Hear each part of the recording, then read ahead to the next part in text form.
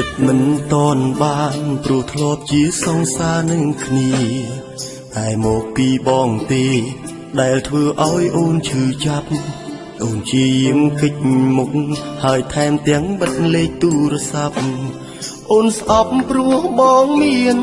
សង្សារច្រើនអង្គុយផឹកម្នាក់ឯងស្មុគស្មាញម្នាក់ឯងអូនមិនដឹងពេលផឹកស្រាស្រវឹងទើបដឹងថានឹកដល់សង្សារចង់ខលទៅពេលនេះតើអូននៅជាមួយអ្នកណាឬអូនមានអ្នកថ្មីហើយមែនទេ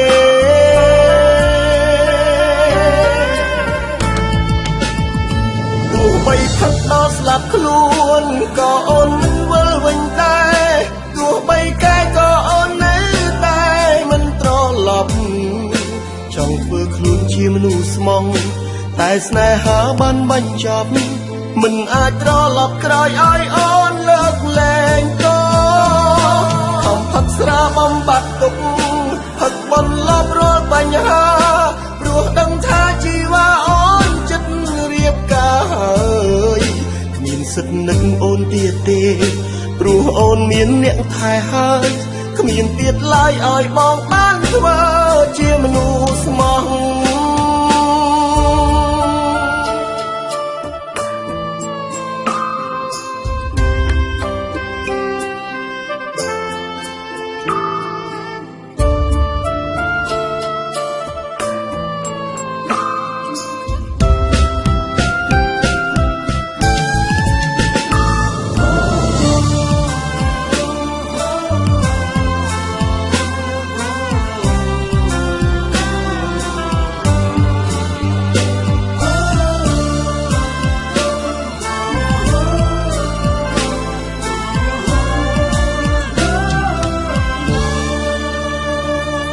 ចិត្តមិនតនបានព្រោះធ្លាប់ជាសង្សារនឹងគ្នា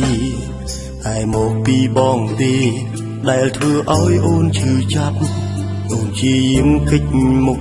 ហើយថែមទាំងបិទលេខទូរស័ព្ទអូនស្អប់ព្រោះបងមានសង្សារច្រើន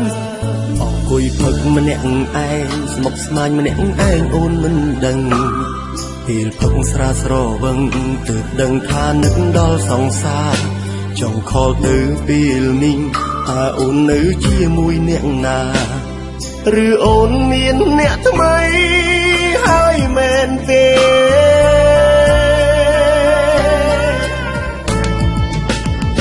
ទោះបីផឹកដល់ស្លាប់ខ្លួនក៏អូនមិនវិលវិញដែរទោះបីកែក៏អូននៅតែមិនត្រឡប់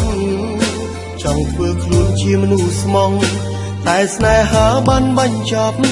មិនអាចត្រឡប់ក្រោយឲ្យអូនលើកលែងក៏ខំផឹកស្រាបំបត្តិទុកផឹកបន្លប់រាល់បញ្ហាព្រោះដឹងថាជីវ៉ាអូនចិត្តរៀបការហើយគ្មានសិទ្ធិនឹកអូនទៀតទេព្រោះអូនមានអ្នកថែហើយគ្មានទៀតឡើយឲ្យបងបានធ្វើជាមនុស្សស្មោះ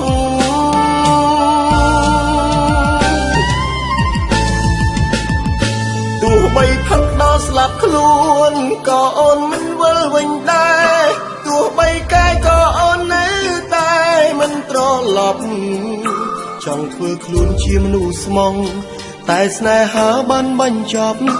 មិនអាចត្រឡប់ក្រោយឲ្យអូនលើកលែងក៏